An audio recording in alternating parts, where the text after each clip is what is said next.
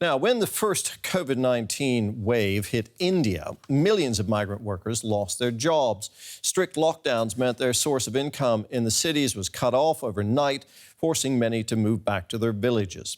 Nearly a year on, many are still there, but for rural communities, it's been a blessing in disguise, with the returning migrant workers breathing new life into their economies. The pandemic cost him his job. Kanaram Garcia was working far from home when the lockdown came. It took him 4 months to get back to his village in Rajasthan state. There he had family but no paid work.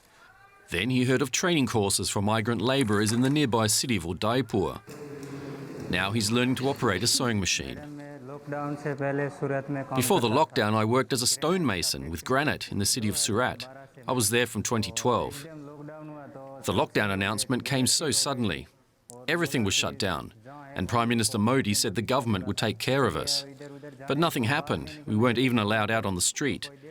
The police would beat us with their batons as soon as we left the house. For 1,000 rupees or 11 euros, the STEP Academy provides a 1-month training course, including accommodation and meals. As well as textile work, the school offers a wide range of courses, from hairdressing to electrical installation, as well as repairs to mobile phones and cars. The school director believes the return of migrant workers is good for the local economy.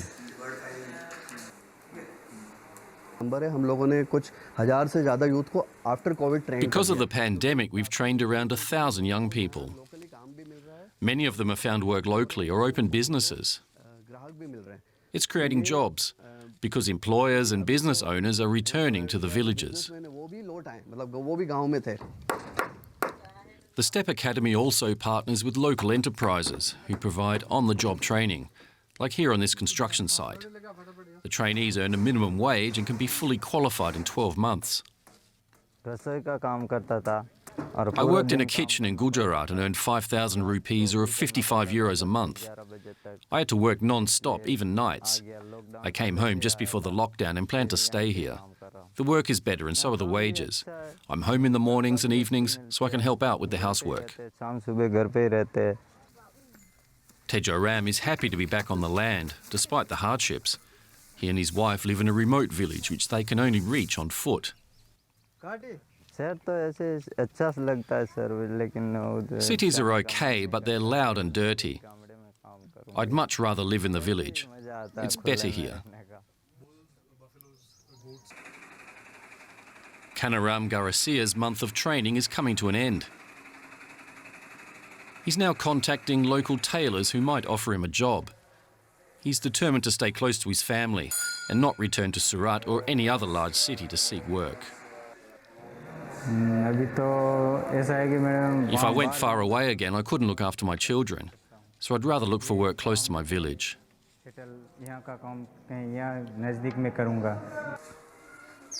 And after a visit to a local shop, his hopes are high. The owner wanted proof of his sewing skills, and thanks to his training, Kanaram Garcia was able to show him. Once his course is over, he's been promised there'll be a job waiting for him. Well, for more now, I'm joined by DW correspondent Nimisha Jaiswal in Delhi. Nimisha, not all migrant workers displaced by the pandemic have access to vocational training. Tell us more about the scale of this displacement and how the pandemic has affected migrant workers in general in India.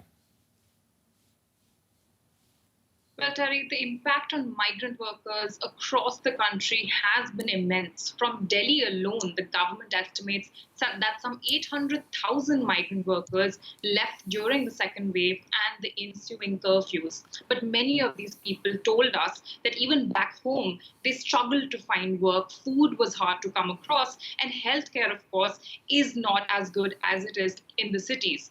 Even for those who stayed back because the curfew was extended week upon week in many cities, they struggled with hunger.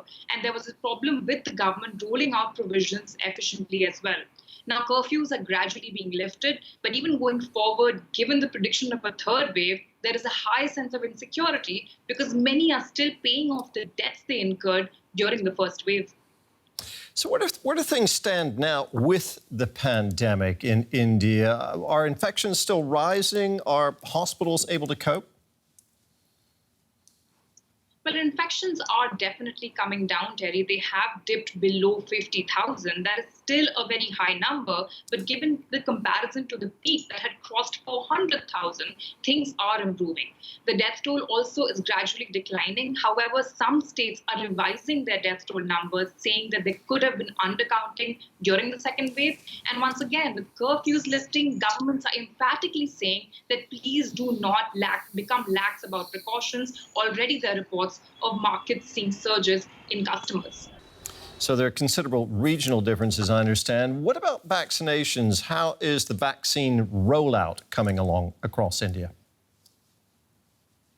Well, there is some positive news when it comes to the vaccine rollout, Terry. It opened up for everybody above 18 in May, but the uptake was low and the supplies were very low.